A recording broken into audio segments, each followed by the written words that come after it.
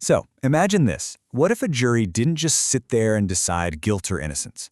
What if, instead, they acted as a supreme investigative body, completely independent of the government? It's a pretty wild concept, right?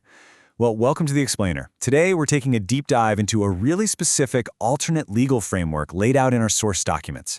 We're going to unpack how these texts describe a system where power doesn't flow top-down from the state, but actually bubbles up right from the people themselves. This is Grand Juries Explained. I'll be your guide for this documentary-style look into how these sources construct a totally different worldview centered around the grand jury. We're looking at this purely objectively, piecing together the history, the structure, and literally the immense powers these documents claim the grand jury holds. Now, I'm assuming you're already familiar with the basics, state assemblies, jural assemblies, and how a jural case generally moves through that specific system. So we're going to focus our lens squarely on the grand jury itself. Okay, let's dive into this. Here's our 5-part roadmap for today. We'll cover the foundations of alternative law, forming jural assemblies, grand jury independence, investigations and precedents, and finally, trial juries and nullification. Let's kick things off with Part 1, Foundations of Alternative Law. To really grasp this framework, we have to look at the specific historical texts these sources claim establish this alternative legal reality. And wow, look at this timeline.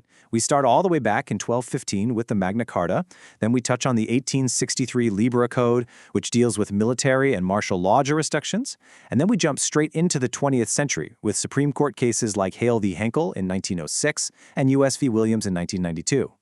The sources essentially take these really disparate historical markers and weave them together to build a unified theory of lawful common law authority.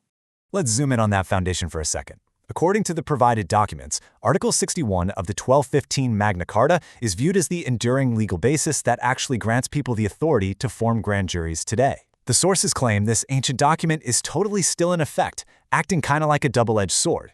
You see, while it allowed the government to administer, it simultaneously enshrined the unalienable right of the people to assemble their own investigative bodies. So why does this matter to us right now? Because for these assemblies, the ultimate authority doesn't come from a modern constitution. No, it's rooted directly in an 800-year-old treaty. Moving right along to Part 2, Forming Jural Assemblies. Let's see how this actually builds into the physical structure of these assemblies and how grand juries are picked from within them. The sources define a jural assembly very, very specifically. It's a group of people acting in their unincorporated capacity to organize what they call land and soil jurisdiction courts. Now, in this ideology, it's absolutely crucial to note the distinction they make between people and persons. These courts are strictly for living people operating under common law, and they are completely separate from what the texts describe as the incorporated statutory courts meant for corporate persons. It's a really fascinating semantic split. Which brings us to a huge question. Within this highly specific framework, who actually gets to sit on a grand jury? How are they selected? Because in this system, it's definitely not just anyone receiving a random summons in the mail. Actually, the texts outline incredibly rigorous qualifications.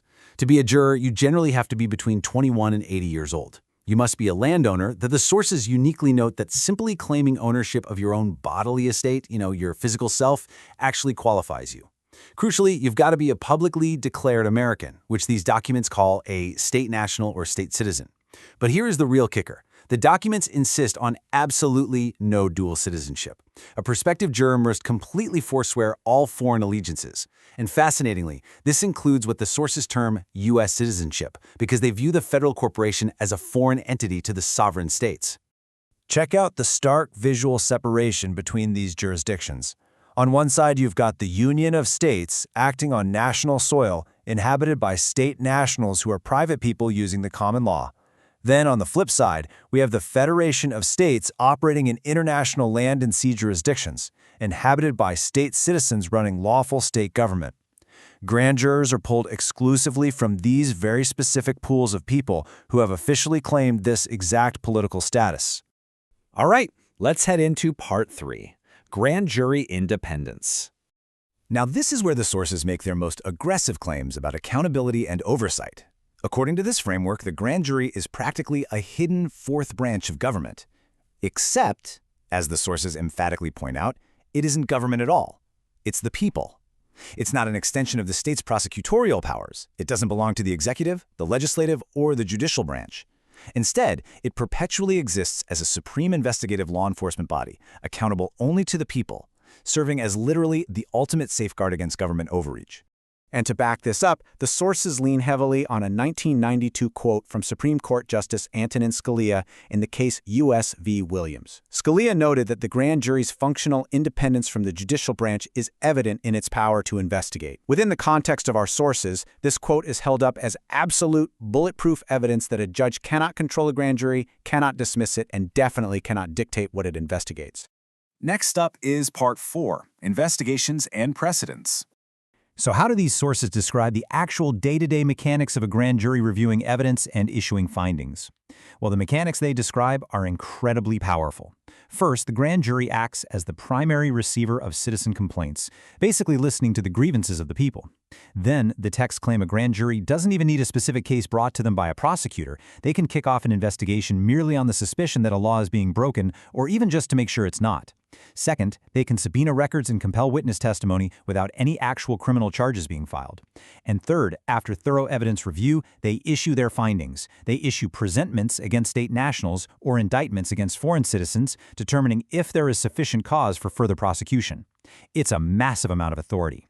Let's look at a historical case study they use for grassroots accountability. Citing the 1906 case, Hale v. Henkel, the sources argue that citizens can form grand juries entirely on their own.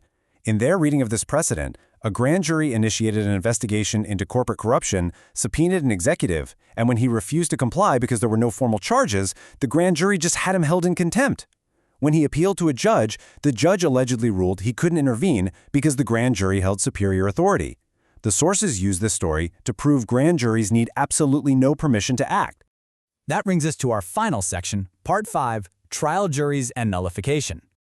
Let's look at the relationship between grand juries and trial juries. While they share a common foundation, their operational roles in this alternative system are totally distinct. The grand jury is positioned as the supreme investigative body. They are the ones kicking down the doors of corruption to gather evidence. But the trial jury? They sit at the very end of the process. In this system, a state trial jury doesn't just listen to the facts to see if a rule was broken. No, they are explicitly granted the authority to judge both the facts and the law itself. And this all culminates in the massive concept of jury nullification. Through this mechanism, the trial jury acts as the final check on legislative power. If the government tries to enforce a statutory law that the jury finds morally wrong, unjust, or just straight up repugnant to the common law, the jury can vote not guilty. And according to the sources, doing so doesn't just free the defendant, it effectively voids the statute entirely, setting a new common law precedent. So together, the independently investigating grand jury and the nullifying trial jury form what the sources view as the absolute ultimate shields of freedom. Well, we've covered the historical timelines these sources rely on, the highly specific juror qualifications they demand, and the massive investigative powers they believe are just hidden in plain sight. As you digest how this alternative worldview structures the balance of power between the state and the people, and as you evaluate these claims for yourself, I'll leave you with this core summary of their perspective.